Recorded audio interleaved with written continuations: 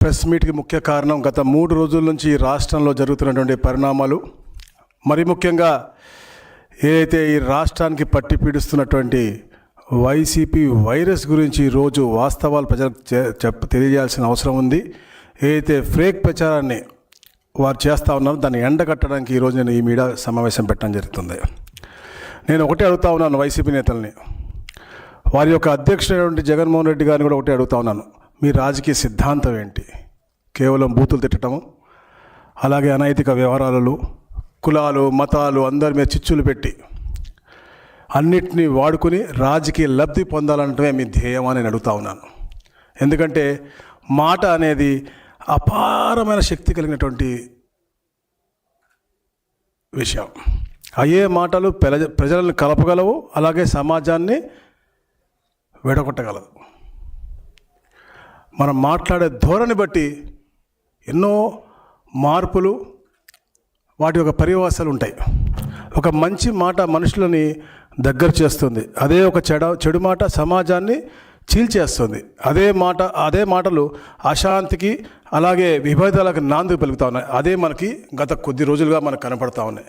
మనం చూస్తూ ఉన్నాం. ముఖ్యంగా కల్తీ నెయ్యి సబ్జెక్ట్ జరుగుతూ ఉంది.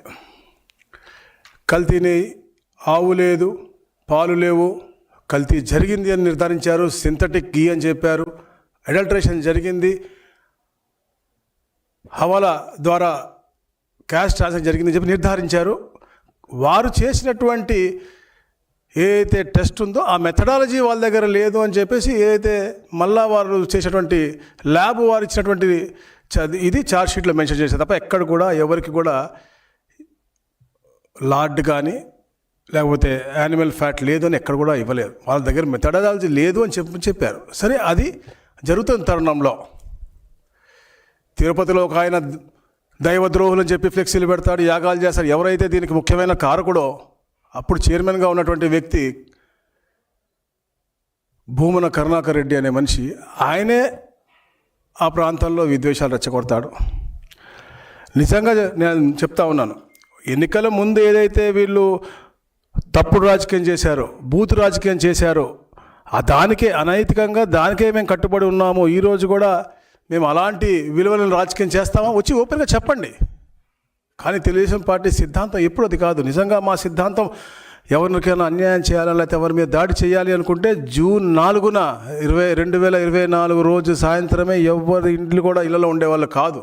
ముఖ్యంగా నేను నా కాన్స్టిట్యున్సీ కూడా చెప్తాను, ఏదైతే ఎలక్షన్ రోజు నా మీద దాడి జరిగిందో, నాతో గొడవైందో, వాళ్ళ మీద ఈ రోజు దాకా కేసు కూడా లేదు, వాళ్ళ మీద ప్రతి దాడి కూడా లేదు. మా సిద్ధాంతం అది కాదు. వాళ్ళు గమనించాలి. వైసీపీ పార్టీ వాళ్ళు 151 సీట్ల నుంచి 11 సీట్లు పరిమితం చేస్తూ ప్రజలు ఒక స్పష్టమైన తీర్పు ఇచ్చారు. అది వాళ్ళు ఇచ్చినటువంటి గట్టి హెచ్చరిక. అయినా వారి వైఖరిలో మార్పు రాలేదు. రాబోయే రోజుల్లో ప్రజలు దీన్ని ఎట్టి పరిస్థితుల్లో కూడా సహించే పరిస్థితులు లేరని చెప్పి కూడా నేను తెలియజేస్తాను. ఎందుకంటే యథా రాజా తదా ప్రజ అన్నట్టుగా వారి నాయకుడు అలా ఉన్నాడు కాబట్టి కింద వాళ్ళందరూ కూడా, అక్కడ భూమన కరుణాకర్ రెడ్డి గారు అవ్వచ్చు, ఇక్కడ మొన్న చూసాం గుంటూరులో అంబటి అవ్వచ్చు, మరి నిన్న జోగి రమేష్ అవ్వచ్చు, వీళ్ళందరూ కూడా. ఎందుకంటే వీళ్ళు మాట్లాడుతూ కూడా కులాలు మాట్లాడతారు, లేదా వెనుకబడిన వర్గాలు అంటారు. దొంగలకు, హత్యాకోరులకు, విధ్వంసకారులకు వీళ్ళందరికీ కూడా ఈ కులాలు వర్తించవు. వారు చేసేటువంటి అంటే వారి భావశైలి అలాగే వారి ప్రవర్తన అవి చూస్తారు తప్ప దాని ద్వారా మన కులాల మీద రావాలి తప్ప ఎక్కడ కూడా మేము ఏదైనా చేసుకుంటాం మా కులాల మీద మా ఆపాదించుకుంటాం అంటే ఏ కులం కూడా అది ఒప్పుకోదు. కులం అంటే మనం ఏ తప్పులు చేసినా కూడా, ఎన్ని పాపాలు చేసినా కూడా అవి కులానికి రుద్దుతా అంటే కులం వాళ్ళు కూడా ఎవరు ఒప్పుకోరని చెప్పేసి కూడా నేను ఈ పత్రిక ముఖంగా తెలియజేస్తూ ఉన్నాను. మరి ముఖ్యంగా నిన్న మంచి ఒక పాజిటివ్ వాతావరణం, బడ్జెట్ రాష్ట్రానికి చాలా రోజుల తర్వాత అద్భుతమైనటువంటి అభివృద్ధి చెందే విధంగా, రాబోయే తరాలకు మంచి జరిగే విధంగా, ఏదైతే పెట్టుబడులు వస్తున్నాయో వాళ్ళకి ఉపశమనం కలిగే విధంగా అద్భుతమైన బడ్జెట్ వచ్చింది. దాంట్లో పాజిటివ్ వైబ్ మనం తీసుకోవాల్సిన పరిస్థితి. ఎందుకంటే ఈ రాష్ట్రం 2019-24లో ఎంతో వెనకబడి పాటు గురైంది. పెట్టుబడిదారులందరూ పారిపోయారు. 18 నెలలు కూడా ఆహార నిశలు కష్టపడి కృషి చేసి గౌరవ ముఖ్యమంత్రి గారు, తనయురు అవ్వచ్చు, డిప్యూటీ సీఎం గారు అవ్వచ్చు, అక్కడ ఆశీస్సులు మోడీ గారితో పాటు ఈ రాష్ట్రాన్ని పునర్నిర్మించాలి అని ఎందుకంటే సంక్షేమం అభివృద్ధి రెండు కళ్ళుగా భావించే కూటమి ప్రభుత్వం కాబట్టి అహర్నిశలు సంక్షేమం, అహర్నిశలు అభివృద్ధి, దాంతోపాటు సుపరిపాలన, ఏ లక్ష్యంగా గౌరవ ముఖ్యమంత్రి గారు రోజుకి 20 గంటలు కష్టపడి పనిచేస్తూ భావి తరాలకి మంచి పునాది వేయాలని తపనతో, అలాగే ఢిల్లీలో కూడా వారి యొక్క ఆశీస్సులు తీసుకుని ఈరోజు బడ్జెట్లో అద్భుతంగా ఇన్వెస్టర్లకి ఉపశమనం కలిగే విధంగా 2047 దాకా డేటా సెంటర్లు కావచ్చు, మనకి ట్రాన్స్పోర్టేషన్ వీటిల్లో అవ్వచ్చు, 4 లేన్ ట్రైన్స్ అవ్వచ్చు, స్పీడ్ ట్రైన్స్ అవ్వచ్చు, రకరకాల రంగాల్లో అద్భుతమైన ఉపశమనంతో పాటు పోలవరం, అమరావతి ఏదైతే ప్రజలు చూస్తూ ఉన్నారో అవన్నీ కూడా తొందరగా అయ్యే విధంగా కూడా ప్రణాళిక ఈ చర్చించకుండా కులాల మధ్య, మతాల మధ్య వాళ్ళు చేసిన పాపాలు, ఎందుకంటే మళ్ళీ బడుగు బలహీన వర్గాల అభివృద్ధే మా అజెండా. అది ఎప్పుడు మీరు గుర్తుపెట్టుకోవాలా. రాబోయే రోజుల్లో ప్రతి ఒక్కడు కూడా, ప్రతి ఇంట్లో కూడా ఒక యాంత్రప్రెన్యూర్ ఉన్నారని చెప్పేసి గౌరవ ముఖ్యమంత్రి గారు ఆలోచిస్తుంటే వారిని దూషించుకుంటూ, హేళన చేసుకుంటూ గతంలో ఎలాగైతే మాట్లాడారు. ఎందుకంటే నేను మొన్న అంబటి గురించి చెప్తా ఉన్నాను. ఆ రోజున అసెంబ్లీ సాక్షిగా, నేను అసెంబ్లీలో ఉన్నాను, ఆ రోజు మా అధినాయకుడు కంటతడి పెట్టడం కారణం ఇదే. అంబటి అతను స్పీచ్ ఇస్తూనే వక్రీకరంగా అందరిని రెచ్చగొట్టి మా మీద దాడి చేసి, మా అప్పుడు ఎమ్మెల్యేగా ఉన్నారు మా మంత్రులు డోలా గారును, రవి గారు, ఏలూరు సాంబశివరావు, మేము నలుగురు ఉంటే మా మీద దాడి చేసిన తర్వాత మా అధినాయకులు ఆ రోజు అసెంబ్లీ సాక్షిగా అవమానపరిచి కంటతడి పెడితే దాన్ని కూడా మీరు హేళనగా మీ సోషల్ మీడియాలో పెట్టుకున్న సంగతి. మేము అలాంటి ఎవరిని తప్పుగా మాట్లాడడం అలా అని చెప్పి మేము నిరాశ కూడా మేమేం పడం. కానీ ప్రజలు ఆగ్రహం అనేది తెలుస్తూ ఉంది మనకి. మనం ఎప్పుడు ఒక డిసిప్లిన్, డెడికేటెడ్, రెస్పాన్సిబుల్ ఫీల్ అయిన నాయకుడిని ఇట్లా తప్పుడు కేసులు పెట్టో లేకపోతే ఆయనకి అడ్డు పెట్టాలని, ఒక మానసికంగా కుంగతీయాలని చెప్పే లక్ష్యంతో మీరు చేయకూడదు. ఇప్పుడు నేను వైసీపీ నాయకులు నేను ఒకటే అడుగుతా ఉన్నాను, మీకు ఒక మంచి వాతావరణం ఆంధ్రప్రదేశ్ కావాలా, లేకపోతే ఇలా మతాల కులాల మధ్య చిచ్చులు పెట్టి అందరూ భయభ్రాంతులయ్యే వాతావరణం కావాలని నేను సూటిగా అందరిని కూడా అడుగుతా ఉన్నాను. ఎందుకంటే మేము చాలా క్లియర్గా ఉంటాం. మా వాళ్ళైనా కూడా ఒక లైన్ ఉంటుంది మాకు. ఒక లైన్ దాటితే ఎప్పుడు కూడా మా క్రమశిక్షణని మా నాయకుడు దాటితే, అతిక్రమిస్తే ఎవరు కూడా మా నాయకుడు ఒప్పుకోరు. దానికి నిదర్శనం ఏంటి అంటే, వైసీపీ పార్టీ అధ్యక్షుడు జగన్మోహన్ రెడ్డి గారి సతీమణి మా సోదరి, ఆవిడ మీద తప్పుడు రాతలు రాస్తే కూడా అతను వెంటనే అరెస్ట్ చేసి మేము జైలుకి పంపించాం. అతని కులమో మొత్తం మేము చూడలేదు, అతను ఎవరు కూడా మాకు తెలియదు. అది మా చిత్తశుద్ధి. ఎప్పుడన్నా కూడా మహిళల పట్ల గౌరవంగా ఉండాలి, వాళ్ళ పట్ల ఎక్కడ కూడా వ్యక్తిగత హననం చేయకూడదు, ఏ రాజకీయ నాయకుడి పట్ల కూడా వ్యక్తిగత హననం చేయకూడదు అనే లక్ష్యంతో మేము పనిచేస్తాం. ఎప్పుడు వ్యక్తిగతంగా ఎవరి గురించి మాట్లాడడం. ఆంధ్రప్రదేశ్లో ఉండే ప్రతి మహిళ మా సోదరిగా భావించి వారిని గౌరవిస్తాం తప్ప ఎక్కడ కూడా మేము తప్పులు మాట్లాడడం, తప్పులు తోలం. మీరు ఏదైతే 30 లక్షల మంది అనారోగ్యానికి పాలయ్యారో, ఏదైతే 30,000 మంది తాలిబట్లు పోవడానికి కారణమయ్యారో, అలాంటి నకిలీ మద్యంలో జైలుకు వెళ్ళి మీరేం స్వతంత్రం కోసం పోరాడాలని చేయలేదే, సభ్య సమాజం ఎదుగుదల కోసం మీరేమీ చేయలేదే. వీళ్ళందరి హాని కలిగించే నకిలీ మద్యంలో జైలుకు పోయారు. పోయి వచ్చిన తర్వాత కూడా మీలో మార్పు లేకపోతే ఎట్లా? మీరేం మాట్లాడుతున్నారు వచ్చిన తర్వాత? మా అధినాయకుల గురించి అవ్వచ్చు, వారి తనయులు లోకేష్ గారి గురించి అవ్వచ్చు, పవన్ కళ్యాణ్ గారి గురించి అవ్వచ్చు, మీరు మాట్లాడే భాష ఏంటి? ఒక స్టేచర్ నాయకుల్ని మేము మా నోట్లో మాటలు కూడా రావడం, అట్లాంటి మాటలు తోలుతున్నారంటే అసలు మీ సిద్ధాంతం ఏంటి? మీరు ఈ రాష్ట్రాన్ని ఏం చేయదలుచుకున్నారు? ఈ రాష్ట్రాల్లో ఎందుకు ఈ అశాంతి క్రియేట్ చేయాలని చూస్తూ ఉన్నారని చెప్పేసి మిమ్మల్ని అడుగుతా ఉన్నాం. తప్పకుండా మీ అన్నిటికి కూడా మీరు ఆన్సర్ ఇవ్వాలని కూడా చెప్పి నేను తెలియజేస్తాను. ఎందుకంటే మీరు సీట్లు మారచ్చు, ఇక్కడ ఎటు ఓట్లేయని చెప్పేసి అక్కడికి వెళ్తే అక్కడ కూడా ప్రజలు తరిమేస్తారు మిమ్మల్ని. ఎక్కడి నుంచో అర్హత లేదు. ఎందుకంటే గతంలో 1924లో మీరు చేసిన అరాచకాలు, దానికి చెప్పాను 151 నుంచి 11 చేశారు. అది గట్టి హెచ్చరిక మీకు. అయినా కూడా మీరు మార్పు లేకపోతే 11 కాదు కదా, మీరు రాజకీయంలో నిల్చునే అర్హత కూడా కోల్పోతారు మీ పార్టీ నుంచి ఎవరన్నా కూడా నాయకులు చెప్పేసి కూడా నేను తెలియజేస్తా ఉన్నాను. అలాగే మీ భాష అప్పుడు ఎలా ఉంది, ఇప్పుడు ఎలా కూడా మనం చెప్పుకోవాల్సినంత. అది అమరావతి రైతులను తిట్టారు, రైతులను జైల్లో పెట్టారు. అలాగే మరీ ముఖ్యంగా ఏదైతే అమరావతి హౌస్ కమిటీ వేసే ముందు కౌన్సిల్లో గౌరవ చైర్మన్ గారు వారి యొక్క ఆర్డర్ పాస్ చేసేటప్పుడు గ్యాలరీలో అప్పుడు చంద్రబాబు నాయుడు గారు అపోజిషన్ లీడర్గా ఉన్నారు, వారి పక్కన నేనే నుంచున్నాను. అప్పుడు ఎప్పుడైతే హౌస్ కమిటీ అని చెప్పేసి చెప్పారో అప్పుడు మీరు వారి అన్న మాటలు, వారు రెచ్చగొట్టే మాటలు ఈరోజు కూడా మా చెవులో వినపడతా ఉన్నాయి. ఆ రోజు కూడా తల్లిదండ్రులను దూషించారు, ఈ రోజు కూడా తల్లిదండ్రులను దూషిస్తూ ఉన్నారు. మనకు ఒక డెమోక్రసీ, ఒక సిస్టమ్, ఒక పద్ధతి, ఆచారాలు అన్నీ ఉన్నాయి.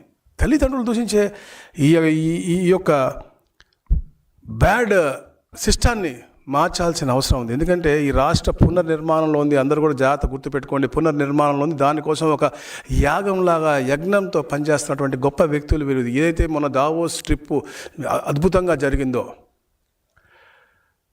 పెట్టుబడులు ఈ దేశంలో అన్నిటికంటే కూడా అత్యధికంగా 25% ఈ రాష్ట్రానికి వచ్చాయో, ఏదైతే కూటమి సమిష్టిగా పనిచేస్తూ ఉందో దీన్ని డిస్టర్బ్ చేయాలి, ఈ రాష్ట్రాన్ని వెనక్కి లాగాలి అనే కుట్రతో, కుతంత్రంతో ఈరోజు కులాలను, మతాలను అడ్డుపెట్టుకొని ఇవన్నీ కూడా రెచ్చగొట్టే ధోరణులు చేస్తూ ఉన్నారు. ఈ మనుషులు మధ్య విద్వేషాలు తీసుకొచ్చే ధోరణితో వీళ్ళు చేస్తూ ఉన్నారు. దాన్ని మనందరం గమనించాలని చెప్పేసి నేను మీ అందరికి కూడా తెలియజేస్తా ఉన్నాను. అలాగే ఏదైతే ఈ రోజున తెలుగుదేశం పార్టీ శ్రేణులకు కూడా తెలియజేస్తూ ఉన్నాం, మన పార్టీ విధి విధానాల గురించి, మన పార్టీ అధినాయకుల గురించి అందరికీ తెలిసిందే. పార్టీ అధినాయకులు కూడా చాలా కన్సర్న్తో ఉన్నారు. తప్పకుండా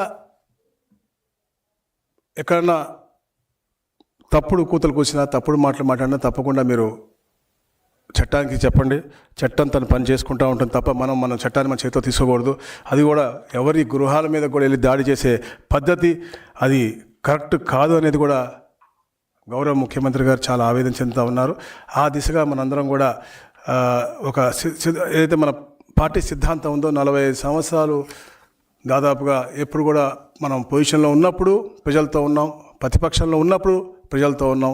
2019 నుంచే ఈ యొక్క ఆచారాలు స్టార్ట్ అయినాయి. అలాంటి ఆచారాలు ముందుకు తీసుకెళ్ళటం అది కరెక్ట్ కాదు అని చెప్పేసి, అలాగే ముఖ్యంగా ఏదైతే బూతుల పార్టీ ఉందో ఆ బూతుల పార్టీ గురించి తప్పకుండా రాష్ట్రంలో ప్రతి ఒక్క వేదిక మీద కూడా మనం మాట్లాడాల్సిన అవసరం ఉంది. మేము ఇప్పుడు మీకు ఒక వీడియో కూడా చూపిస్తాం, వాళ్ళు ఎలా రెచ్చగొట్టే ధోరణిలో వాళ్ళు ముందుకు పోతూ ఉన్నారో, ఎలా రెచ్చగొట్టాలి. ఎందుకంటే ప్రజలు ఆవేశపరులు, వారిని మనం అంటే బాధ కలిగిస్తే వాళ్ళు ఏమని చేయగలరు, దాన్ని మేము రెచ్చగొట్టలేదు. గతంలో వాళ్ళ ముఖ్యమంత్రిగా వాళ్ళ నాయకుడు ఉన్నప్పుడు రెచ్చగొట్టి ఏదో మాట్లాడి ఇంకా ముందు పంపించాడు. కానీ మేము ఎవరిని కూడా రెచ్చగొట్టి పంపించే ధోరణిలో మేము మాట్లాడలేదు. కానీ మళ్ళా చెప్తాను, మీరు ఇష్టానుసారం మాట్లాడి మా కులము, మా మతము, లేకపోతే అభివృద్ధిని ఆపాలి, లేదా సంక్షేమాన్ని ఆపాలి, లేకపోతే ఈ సుపరిపాలనకి బ్రేక్ వేయాలని చూస్తే మాత్రం ఎట్టి పరిస్థితుల్లో కూడా ఊరుకోము. తప్పకుండా ప్రజాహితం కోరి రాష్ట్ర భవిష్యత్తు కోసం తప్పకుండా ఎంత స్థాయికన్నా వెళ్తాం తప్ప ఇట్లాంటి మీ యొక్క హననాన్ని మేము క్షమించాము. మోసాలే నక్క నారా చంద్రబాబు నాయుడు మురుగుతూ ఉన్నాడు. నక్కలు శవాలను కూడా పిక్కుతుంటాయన్న. పిచ్చి కుక్క ఎవడాడు? పవన్ కళ్యాణ్ అనేవాడు పిచ్చి కుక్క. ఏమయ్యా పవన్ కళ్యాణ్, పెళ్ళాలని మార్చడం కాదు, నువ్వు పెళ్ళాలని మార్చడం కాదు. లోకేష్ కి కొవ్వు తగ్గింది అనుకున్నా, అంటే ఒళ్ళు తగ్గించుకున్నాడు కదా, కొవ్వు తగ్గించుకున్నాడు అనుకున్నా. వాడికి మెదడు మొత్తం చిప్పే దొబ్బింది, చిప్పు మొత్తం దొబ్బింది వాడికి. బుద్ధి తక్కువ కదా వల్ల.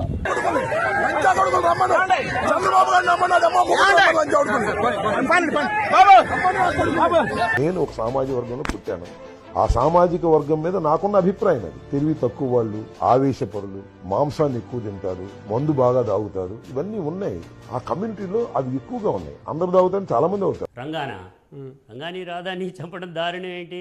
అధ్యక్షులో ఉన్నా ఎక్కడున్నా రౌడీ రాజకీయాలే పరమావిధిగా భావించి అడుగులు ముందుకు వేసేటువంటి వాళ్ళ భవిష్యత్తల్లా కూడా పోస్ట్ మార్టంకే వెళ్లాల్సిందే. నేను అది చెప్తా ఉన్నాను, మేము విధ్వంసం చేయడానికి రాలేదు, అభివృద్ధి చేయడానికి వచ్చాం. ప్రజల కోసం, బడుగు బలహీన వర్గాల కోసం మా ఎజెండా ఎప్పుడు కూడా కొనసాగుతుంది. తప్పు చేస్తే మాత్రం ఎవరైనా సరే శిక్షిస్తాం. ఇదే మా సిద్ధాంతం తప్ప ఏ విషయంలో కూడా రివెంజ్ పాలిటిక్స్. మీరు గతంలో కూడా చూశారు, వారు ఎన్నో హత్యలు చేశారు. మేము హత్యకు గురైన కుటుంబాలు అవ్వచ్చు, వాళ్ళతో ఇబ్బంది పడిన కుటుంబాలు అవ్వచ్చు, వాళ్ళందరినీ చేరదీసి వాళ్ళు అభివృద్ధి చెందే విధంగా చేశాం. వారికి ఉద్యోగాలు కల్పించాము, నివాసయోగ్యమైన ఇల్లు ఇచ్చాము, లేకపోతే వారికి ఇతర ఆర్థికంగా స్థిరపడే అవకాశం కల్పించాం. కానీ ఎక్కడ కూడా రివెంజ్ చేయమని చెప్పి మేము ప్రేరేపించలేదు. ఆ తత్వం మీ పార్టీలో ఉంది, అది మార్చుకోండి. ఇది సభ్య సమాజానికి మంచిది కాదు, ఈ సమాజం ఒప్పుకోదు. మీకు మరీ అదే చెప్తా ఉన్నాం. అలాగే నేను ఇప్పుడే చూపించా రెచ్చగొట్టే ధోరణి. ఈ 3 వీడియోలు కాదు, ఇలాంటి 35 వీడియోలు ఉన్నాయి. వాళ్ళు వాడిన భాషలు దీనికంటే కూడా చెప్పలేనటువంటి తల్లులు తండ్రుల్ని చెప్పి, ఎవరైతే ఈ సమాజంలో ఇక్కడ సృష్టిలో లేరో, ఎవరైతే కాలం చేశారో వాళ్ళని కూడా తిట్టే విధంగా వీరి యొక్క స్కూలు. మన పార్టీలో అది ఎప్పుడు కూడా అలాంటిది ఉండదు. వీళ్ళ మనకు నాయకులు ఇలాంటి వాళ్ళ ఇందుకు గతంలో అంటే పరిపాలించింది, లేకపోతే మన కాన్స్టిట్యుయెన్సీస్లో మనకి అంటే ప్రతిపక్షంగా మన కోసం పోరాడుతుంది. సో ఎట్టి పరిస్థితుల్లో ఇలాంటి మేము సహించేది లేదు. ఎవరైనా తప్పకుండా చట్ట ప్రకారంగా శిక్షిస్తాం. అలా అని చెప్పేసి కూడా ఇలాంటి అనిశ్చిత పరిస్థితులు తీసుకురాకుండా ఒక సుపరిపాలన ఏదైతే గౌరవ ముఖ్యమంత్రి గారు, ఉప ముఖ్యమంత్రి గారు, లోకేష్ గారు కోరుకుంటా ఉన్నారో దానికి అందరం కూడా అండగా ఉందామని చెప్పేసి కూడా మీ అందరికీ నేను తెలియజేసుకుంటూ అందరికీ దగ్గర చాలా తీసుకుంటాను. Thank you.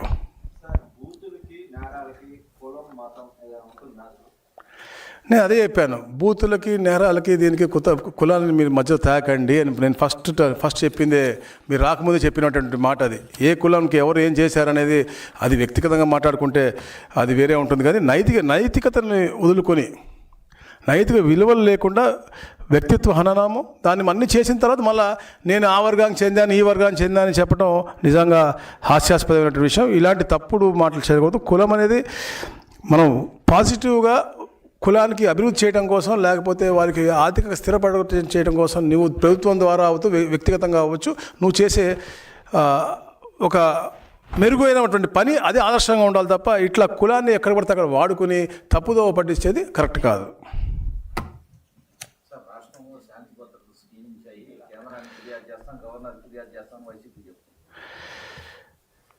శాంతి భద్రతలను ఎప్పటికప్పుడు పర్యవేక్షిస్తూ ఉన్నాం. ఎక్కడ కూడా క్షీణించిన పరిస్థితి లేదు. వ్యక్తిగతంగా వాళ్ళే దూషించి, వాళ్ళే మాట్లాడి, వాళ్ళు కావాలని ఏదో రకంగా వాళ్ళు ఏదో అనుకుంటా ఉన్నారు. వాళ్ళకు వచ్చినటువంటి నెగిటివిటీ మా మీద రుద్ది, ఏదైతే 1924లో వాళ్ళు అరాచకాలు చేశారో, ఏదైతే అందరినీ తరిమివేశారో, పెట్టుబడిదారులు తరిమేశారో, అలాగే ఎక్కడైతే ఎవరైతే వాళ్ళ పార్టీకి వ్యతిరేకంగా మాట్లాడారో వాళ్ళని హతం కూడా చేశారు. మీరు చూశారు, చంద్రయ్య అనే వ్యక్తి గొంతు మీద కత్తి పెట్టి వాళ్ళ పార్టీకి సానుకూలంగా చెప్పకపోతే తలకాయ కోసిన పరిస్థితి. అవన్నీ చేసి నెగిటివ్ వచ్చింది కాబట్టి వాళ్ళు తగ్గిపోయిందేమో అనుకుని వాళ్ళు, అంటే అది కూడా ఒక కారణం. అది మాకు రుద్దాలని చెప్పి ప్రయత్నం చేస్తాను ఎట్టి పరిస్థితుల్లో. ఎందుకంటే ఒక పాజిటివ్ వైబ్రెంట్ వాతావరణంలో ఈ రాష్ట్రం ఒక మంచి కూటమి ప్రభుత్వం ముందుకు వెళ్తూ ఉంది. కాబట్టి ఎట్టి పరిస్థితుల్లో కూడా అలాంటి అనిశ్చితి వాతావరణం తీసుకురాము. ఎంతటి వారైనా కూడా చెప్పాక తప్పు చేసిన వాడిని మేము శిక్షిస్తాం. కులాలు మతాలు అడ్డు పెట్టుకుని ఇలా అల్లరి చిల్లరిగా మాట్లాడితే ఒప్పుకునేదే లేదు. అది నిన్న జరిగినటువంటి అవ్వచ్చు, మొన్న జరిగింది అవ్వచ్చు. అలా అని చెప్పేసి శాంతి భద్రతలు మాత్రం విఘాతం కలగనీయం.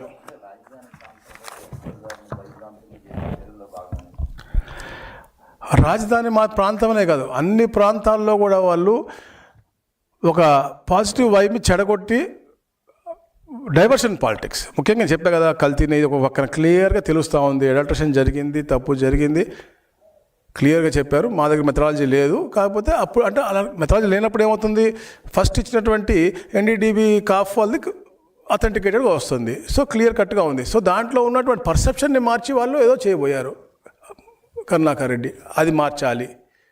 బడ్జెట్ రాబోతూ ఉంది, బడ్జెట్ పాజిటివ్గా ఉంటుందని ముందే తెలుసు. సో దాన్ని మార్చాలా, ఇట్లా పాజిటివ్ వాతావరణం క్రియేట్ దాన్ని నెగిటివ్ చేయాలన్న ఆలోచన. అట్లాగే ఏదైతే నూతనంగా ఇన్వెస్టర్స్ వస్తూ ఉన్నారో తమను అడిగినట్టుగా చెప్పినట్టుగా వారిని కూడా ఇబ్బంది పెట్టాలి. భయభ్రాంతులు పెడితే శాంతి భద్రతలు లేవు అనే ఒక క్రియేషన్ చేస్తే వాళ్ళ పెట్టుబడిదారులు పారిపోతారు అనేది మీరు చూశారు. పీపీపీని తప్పు చూపించి, ఓ బూచిలాగా చూపించి బెదిరించి వాళ్ళు రప్పాలు స్టార్ట్ చేసి ఈరోజు ఈ స్టేజ్ దాకా తీసుకొచ్చారు. వాళ్ళు రెచ్చగొట్టే ధోరణి వాళ్ళది. నేను చెప్తా, మేము రెచ్చగొట్టే ధోరణి ఉంటే జూన్ 4 సాయంత్రం వాళ్ళు ఉండగలిగే వల్ల ఈ రాష్ట్రంలో నా మీద దాడి చేసిన వాళ్ళు మేము చేయలేంటే మేము నపల్చుకోలేం కాదు. కానీ మా సిద్ధాంతం అది కాదు. ఒక మంచి వాతావరణం ఉండాలి. పాజిటివ్నెస్తో పాటు దాన్ని అధిగమించాలి తప్ప ఇక్కడ ఇంత కూడా చెప్పాను, ఎవరైతే గత ప్రభుత్వంలో హతమార్చబడ్డారో వాళ్ళ కుటుంబాన్ని మేము చేరదీసి వాళ్ళకి మెరుగైన జీవన పరిమాణం కల్పిస్తూ ఉన్నాం తప్ప ఎక్కడ కూడా వాళ్ళని రివెంజ్ పాలిటిక్స్కి మేము వాడుకోవట్లేదు.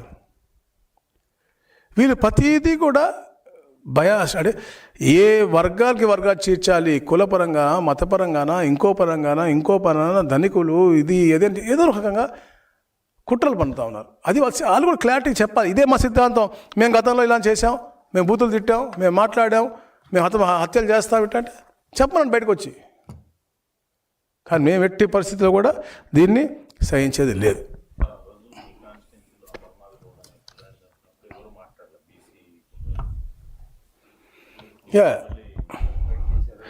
డెఫినెట్గా అదే చెప్తారు కదా. ఇప్పుడు అమర్నాథ్ గౌడ్ అనే చిన్న 14 సంవత్సరాల పిల్లవాడిని చెరువుపల్లిలో చంపేశారు.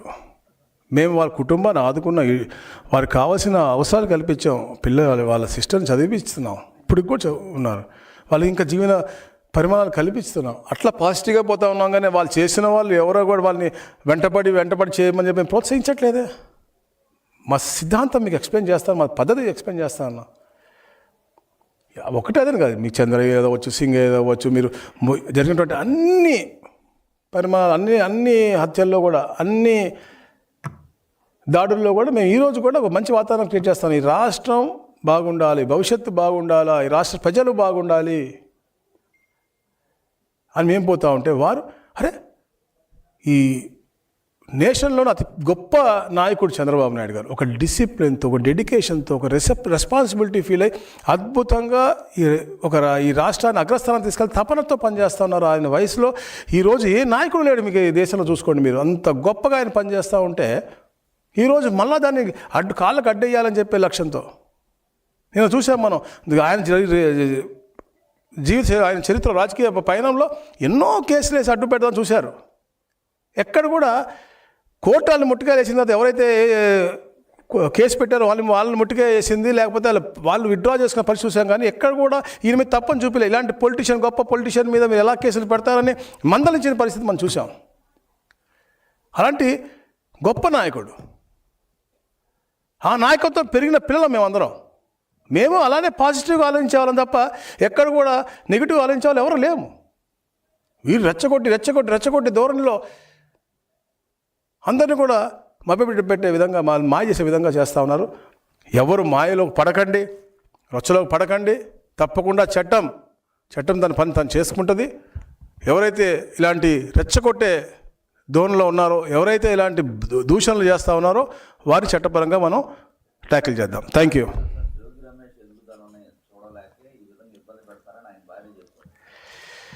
ఇప్పుడు ఆ సోదరికి పాపం అంటే మైక్ పెట్టంగానే ఎవరు ఆయన ఎదగలేక వాళ్ళ పార్టీ వాళ్ళు చేస్తున్నారేమో కుట్రని చూసుకోమని చెప్పి పక్కన ఉన్న వాళ్ళు ఎవరన్నా కానీ ఎవరన్నా ఎదిగితే మాకేం ఇబ్బంది ఉండదు. సోదరికి తెలియక పాపం చెప్పినట్టుంది, కరెక్టే ఉండొచ్చు. ఆయన ఎదిగాడేమో, ఎట్లా ఎదిగాడో మాకు తెలియదు. అది ఇంకా సబ్జుడిస్లో ఉంది కేసు, దాని గురించి నేను చెప్పలేను. కానీ ఆ కేసు ద్వారా ఎదిగారో ఇంకో ద్వారా ఎదిగారో ఎవరి వ్యక్తిగతమైన విషయం, ఇప్పుడు వ్యక్తిగత విషయాలకు పోను.